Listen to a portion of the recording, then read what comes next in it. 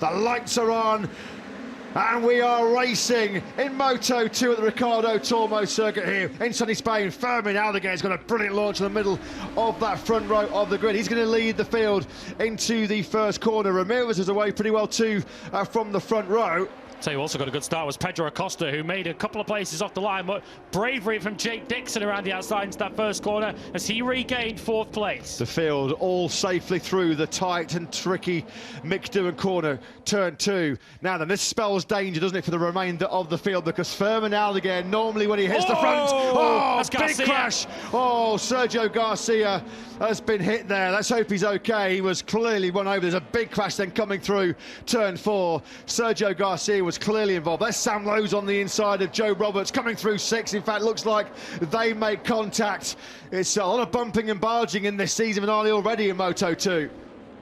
Good to see Sergio Garcia up on his knees after that. Yeah, because it looked like in his midriff as well. He got run over. That was a real nasty one, that. So Guevara, Garcia and Vietti are out on a dramatic first lap here in Valencia. Look at the gap that Aldeguer and Canet have already put between themselves, the top 2, and Ramirez in 3rd place. And as I was just about to say, currently under investigation, that turn, for instance, if you give Aldeguer clear track in Moto2 of late, well, it's big trouble. There's a crash further. Let's go to Nazane, who's gone down at the final corner. Went down behind. I think Sean Dillon Kelly might have just ridden around the outside of Nazane. Hopefully he didn't hit him, because they looked very, very close in the back of the picture there, coming through the final corner. Nazane is up on his feet, which is good to see, but a chaotic first lap led by Aldeguer and Canet, and Pedro Acosta, who got off the line very well, has only actually gained 1 place in the end at the expense of Sam Lowe's, who's dropped to 7th.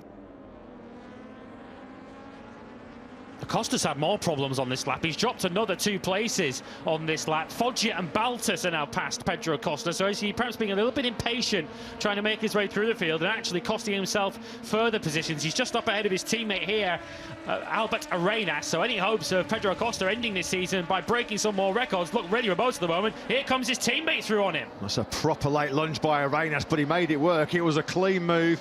Let's track Aldeguer over the line. I was just about to say, in a race in Moto2, we've never had a 1:33 lap in a race scenario in Valencia Moto2. Well, we can banish that one to the history books, because Aldeguer's found a 1:33.861. Nobody else has got anything like the speed of Aldeguer. At the moment, he's just once again, as he has been the last 3 Grand Prix, in a complete class of his own. I'd like to have another look at that Lopez-Acosta battle. I don't know whether there was any contact there and any damage to Acosta's bike, because he's so slow. Look, here comes Aldeguer now at the inside of Pedro Acosta. Gonzalez will surely take that too. Pedro Acosta looks like a rolling roadblock at the moment. He's down to 14th. Yeah, this is a rare sight indeed, isn't it? Acosta fighting back immediately on Gonzalez. That's going to be really, really tight. He does pick a way through on Gonzalez, fresh off of his emotional first podium in Qatar 1 week ago. Jake Dixon dropping back in the clutches of Chantra. Jake Dixon's hopes of clinging on to that 3rd place in the World Championship are rapidly vanishing in front of the Brits' eyes here.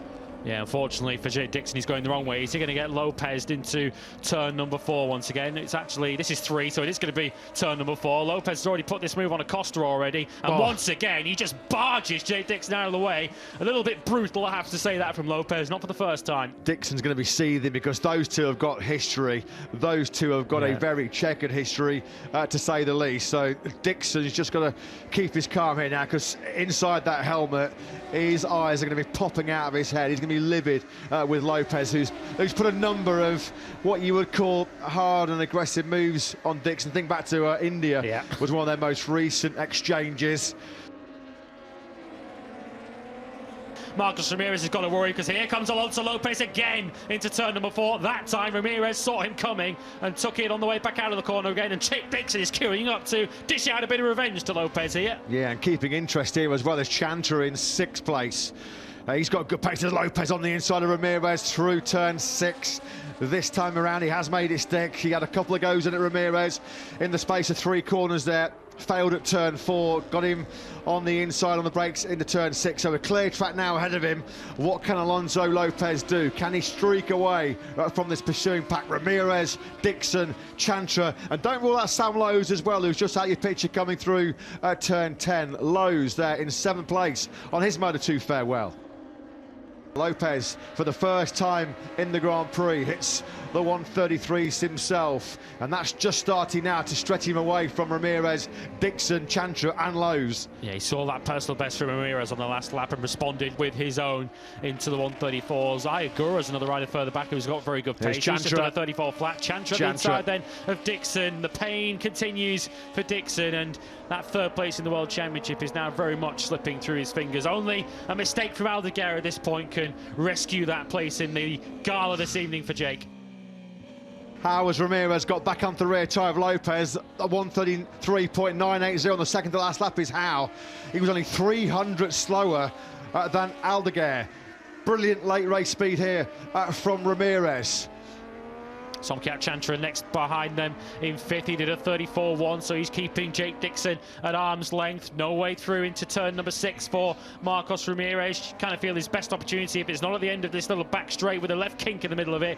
Turn number 8, you feel his best opportunity might be the final corner. Ramirez just not as good as Lopez on the brakes. Lopez with such confidence on the brakes as he goes a little bit wide, but he does get it turned in to turns 8 and 9. Surely turn 13 and 14 is the last possible opportunity for Marcos Ramirez here. This looks like rostrum or gravel, doesn't it, for Marcos Ramirez? He's going all in here, running out of time though on this final lap.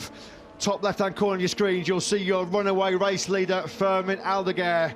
Well, he's already at the final corner. Into turn 14 goes your race leader, Ramirez. It's now or never for him. On the brakes, down the hill into turn 14. He's coming from a long, long way back. He wants that final podium, but over the line we go. V is for Valencia. V is for the victory for Fermin Aldeguer. Lopez looks like he might take it on the line over Ramirez. He does by just 200ths of a second. But take a bow, Fermin Aldeguer. He dominates the final part of the 2023 Moto2 World Championship.